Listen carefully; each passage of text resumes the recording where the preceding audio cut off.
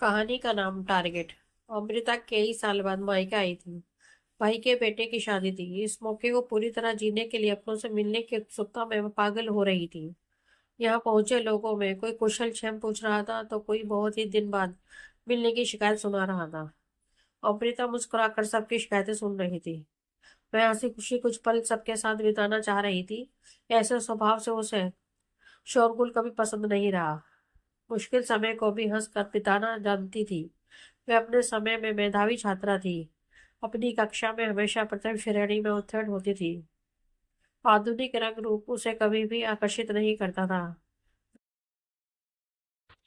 वह हमेशा अपने ही रंग में रंगी रहती। हर कुछ नया और सहजता के साथ करना उसकी पहचान थी। अमृता के इस स्वभाव से कुछ चलते तो कुछ उससे प्रभावित होते थे। अमृता के ऊपर इन बातों का कोई प्रभाव नहीं पड़ता।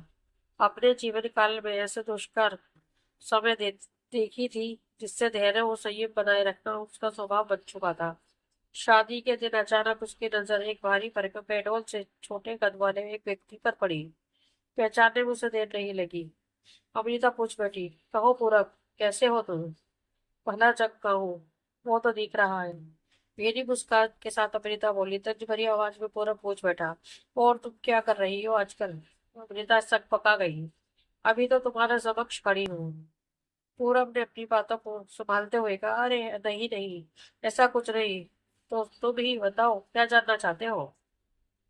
बस यही कि स्कूल वाले कुछ अच्छे मार्क्स जीवन में काम आए या नहीं, कोई पद प्रतिष्ठा मिली, या बस तरह तरह का अचार डाल लोगों के थाली में परोस कर खुश हो।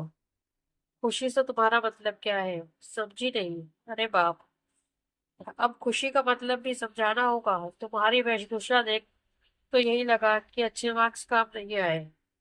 मुझे तुमसे बहुत कम मार्क्स आते थे, लेकिन मेरी खुशी, मेरी जिंदगी का सुख देखो। मेरे पास महंगी गाड़ी, बड़े शहरों में अपना घर है। हर भौतिक सुख सुविधाओं का लुत्फ चुटकियों में मैं जब चाहूँ तब उठा सकता हूँ। अब तुम खुद समझ लो खुशी का मतलब। पूरब की मूर्खता पर अमृता तरस खा रही थी। सोच रही थी, मुझे नीचा दिखाने में ये कितना गिरा जा रहा है। इस सोच में वह डूबी ही थी कि पूरब ने दूसरा प्रश्न छोड़ दिया। चलो छोड़ो, ये बताओ अपने बच्चे के बारे में क्या सोचा है? बनाना चाहती हो?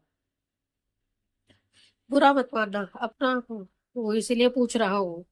देखो पूरब, कोई किसी को बनाता नहीं। जिसे जो बनना होता है वह खुद बनता है। अब तुम ही देख लो, तुम में और तुम्हारे पिताजी में कितना अंतर है। वह सहिष्णुता की मूर्ति है और तुम, लगता है स्कूली नंबर वाला गुमान तुम्हारा खत्म नहीं हुआ। प्रीता, मैं तो बस पूछा बच्चों को क्या बनाओगी। कुछ तो टारगेट रखा होगा मन में। इतनी सी बात पर तुम लगी लेक्चर देने। मेरा टारगेट बच्चों को मनुष्य बनाना है। पूरब, ऐसा मनुष्य जो लोगों के साथ वाद विवाद का अंतर समझे। पद प्रतिष्ठा का क्या है, ये तो मिलते और छिदते रहते हैं। अमृता का जवाब सुन। बुद्ध बना पूरब उसे निहार। सोच रहा था आज फिर हार गया इसके समक्ष। दोस्तों, आपको हमारी ये कहानी कैसी लगी प्लीज कमेंट में हमें जरूर बताएं। अगर कहानी आपके दिल को छुए तो अपने दोस्तों के साथ शेयर करना और हमारे चैनल को लाइक एंड सब्सक्राइब करना ना भूलना। धन्यवाद।